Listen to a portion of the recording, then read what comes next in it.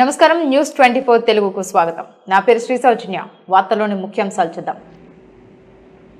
Telangana cricket association అధ్యక్షుడు ఎండల Lakshminarayana Hyderabad cricket అసోసియేషన్పై తీవ్ర ఆరోపణలు గుప్పించారు.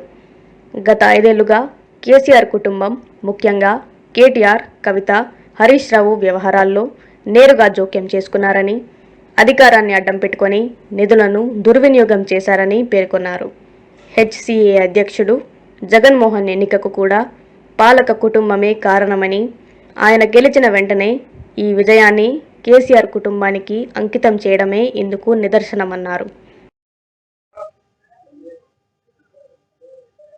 ప్రతిభ ఉన్న అవకాశాలు రాని, మౌలిక సదుపాయాలు లేనటువంటి యువతకు అవకాశాలు కల్పించి తీర్చిదిద్దాలనుకునేటువంటి తపనతోని ప్రయత్నం చేస్తే, లీగల్ గా అనుకూలంగా అవకాశం వస్తే దాన్ని అడ్డుకున్నటువంటి ఘనత సోకాల్డ్ తెలంగాణ రాష్ట్ర సమితి పార్టీ, ఇప్పటి బీఆర్ఎస్ పార్టీ. అధికారాన్ని అడ్డం పెట్టుకొని దాదాపు హైదరాబాద్ క్రికెట్ అసోసియేషన్ కు 500 నుంచి 600 కోట్లు ఒక 10 సంవత్సరాల్లో వస్తే వాటిని ఎట్లా మెక్కేయాలనేటువంటి దాని మీద అవినీతి ఊబిలో కూరుకుపోయినటువంటి హైదరాబాద్ క్రికెట్ అసోసియేషన్ కు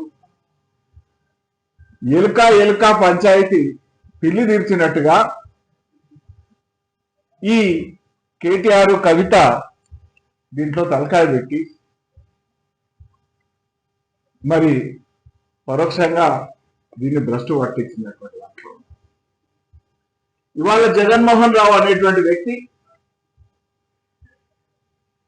ఏ రకంగా ఒక హైదరాబాద్ క్రికెట్ క్లబ్ లో సభ్యుడైన తర్వాత దానికి ప్రతినిధి అయిందో, ఆ ప్రతినిధి ఏ రకంగా హైదరాబాద్ క్రికెట్ అసోసియేషన్ కి అధ్యక్షుడు,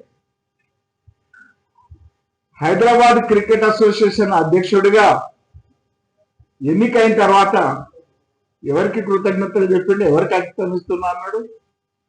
అసలు ఈ హైదరాబాద్ క్రికెట్ అసోసియేషన్ కు సభ్యులుగా, క్రికెట్ అసోసియేషన్ లో సభ్యులు కానటువంటి కవితకు అంకితం ఇస్తున్నా అన్నాడు.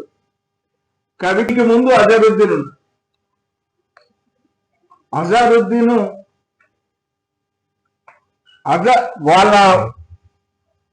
అజారుద్దీన్ తో ఒక ఒప్పందం, కవిత చెప్పినటువంటి సంఘాలకు సభ్యత్వం ఇచ్చే నిబంధనలు అడ్డుపడ్డాయి కాబట్టి దక్కి. అనుకోండి, మీరు దొంగగా ప్రూవ్ చేసుకుంటే అయిపోతుంది. ఫోరెన్సిక్ ఆడిట్ ఈ రోజు వరకు 2017 ఫోరెన్సిక్ ఆడిట్ ఈ రోజు వరకు క్వాలిఫై కాలేదు. 8 సంవత్సరాలు అయింది, దానికి క్లారిటీ రాలేదు. మొదటిది ఏంటంటే అవినీతి ఆరోపణలు అనేవి కంటిన్యూ అవుతున్నాయి కాబట్టి సిబిఐలో మొత్తం 1200 పేజీల రిపోర్ట్ సబ్మిట్ చేసినాం మా కోర్టుకి. బీసీసీఐ కాపీ ఉంది. బీసీసీఐ నిజంగా యాక్షన్ తీసుకోదలుచుకుంటే రద్దు చేయొచ్చు, రూల్ ప్రకారం కూడా రద్దు కావాలి. ఎందుకనంటే 6 నెలల్లో రిపోర్ట్ సబ్మిట్ చేయండి అని చెప్పినప్పుడు, లేదా కంటెంప్ట్ వాళ్ళు రాకపోతే కంటెంప్ట్ చేసినామో దాన్ని డ్రాగ్ చేయడానికి 4 సంవత్సరాలు సుప్రీంకోర్టులో వీళ్ళు ఒక కొల్యూటెడ్ పిటిషన్ వేసి దాన్ని ఆపుకుంటూ వచ్చింది. ఇవాళ హైదరాబాద్ క్రికెట్ అసోసియేషన్ గుర్తింపు రద్దు చేయడానికి బీసీసీఐ కాన్స్టిట్యూషన్లో ఒక రూల్ ఉంది. రూల్ 3D ఏంటంటే 2 సంవత్సరాలు ఫైనాన్షియల్ కంప్లైన్స్ లేకపోతే 3వ సంవత్సరము బీసీసీఐ మెంబర్షిప్ గుర్తింపు రద్దు అవుతుంది. దాని ప్లేస్లో ఎగ్జిస్టింగ్ కాంపిటీటర్ అసోసియేషన్ కానీ, నాన్ రికగ్నైజ్డ్ అసోసియేషన్ కానీ ఉంటే వాళ్ళని గుర్తించాలని రూలే ఉంది. దాని ప్రకారం మేము క్వాలిఫై అయితే వాటి పక్కన అవుతుంది.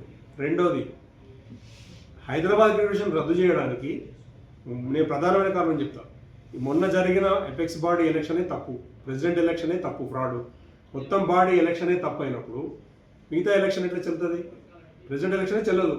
ఎలక్షన్ రోడ్డు ఎందుకు చెల్లదు అంటే ఆ ప్రెసిడెంట్ ఆధ్వర్యంలో తీసుకున్న నిర్ణయాలన్నీ తప్పులేనాయి. 20 అక్టోబర్ 2023 నాడు జరిగిన ఎలక్షన్లో ప్రెసిడెంట్ ఎలక్షనే తప్పైనప్పుడు అప్పటి నుంచి ఇప్పటిదాకా తీసుకున్న నిర్ణయాలని తప్పు.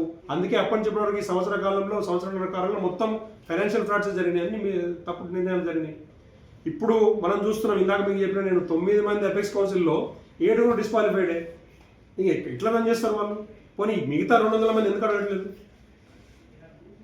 అడగాలి కదా. లేదంటే డబ్బులు వస్తున్నాయి, బీసీసీ నుంచి 100 కోట్లు వస్తే పంచుకోవాలి, 100 కోట్లు వస్తే పంచుకోవాలి, 100 కోట్లు వస్తే పంచుకోవాలి.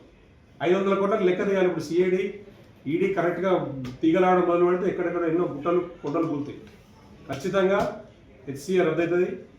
రెండోది మీ అడిగిన ప్రశ్నకి ఏంటంటే కొలాబరేటివ్గా మన 2021లో బీసీసీఐ ఆర్డర్ ఇచ్చిన తర్వాత కూడా ఖచ్చితంగా ఇక్కడ వీళ్ళు తప్పించుకున్నా కానీ హెచ్సిఏ వాళ్ళు మాకు తెలియదు మహాప్రభు అని తప్పించుకున్నా కానీ ఢిల్లీలో కానీ బీసీసీఐలో కానీ కోర్టులలో కానీ అన్ని రకాలుగా వాళ్ళు ఇన్ఫ్లుయెన్స్ చేసి వాళ్ళ పవర్ ఉపయోగించి అడ్డం పడ్డది మాత్రం ఇంతకుముందు బాయ్సా చెప్పినట్టు ఆ పవర్లో ఉన్న కుటుంబమే. వీళ్ళు ఖచ్చితంగా కూడా ఈ విషయంలో ఇన్వెస్టిగేషన్ చేస్తే ఒక రోజు ఖచ్చితంగా ఈ విషయాలన్నీ బయటకు వస్తాయి. ఎన్నో రకాల మెథడ్స్ ఉంటాయి. కాల్ రికార్డింగ్ చూసుకోండి, మీరు వాళ్ళకున్న మీటింగ్ చూసుకోండి, ఎక్కడో ఎన్నో రకాలుగా చేయొచ్చు. ఇన్వెస్టిగేషన్ ప్రాపర్గా చేస్తే ఖచ్చితంగా వాళ్ళు బయటకు వస్తారనుకున్నాం. అయితే ఇన్ని రోజులు ఆపగలిగారు కానీ ఇక్కడ నుంచి ఆపలేరు. ఎందుకంటే అన్ని రకాలుగా కూడా టీసీఏ క్వాలిఫైడ్ ఉన్నది. ఒకటే హియరింగ్ బాంబే హైకోర్టులో మాకు ఫేవర్ వస్తుంది, ఒకటే హియరింగ్ హైదరాబాద్ హైకోర్టులో మా ఫేవర్ వస్తుంది. సుప్రీంకోర్టులో కూడా పిటిషన్ వేసినాము. వీళ్ళేదో దొంగాట ఆడుతున్నారు 9 మంది అడ్వకేట్లు పెట్టుకొని ఒక్క నోటీస్ తోటి అవతల అడ్వకేట్లకు డబ్బులు ఇచ్చి వీళ్ళు కుమ్మకాయ ఆడారు. దాన్ని కూడా ఒక నోటీస్తో ఆపేసినాం. ఎక్కడ ఒక ఫుల్ ఫ్లెజ్డ్ హియరింగ్ వచ్చినా కానీ టీసీఏ ఫేవర్గా ఆర్డర్ వస్తుంది. బీసీసీఐ దాన్ని ఖచ్చితంగా ఇంప్లిమెంట్ చేస్తుంది.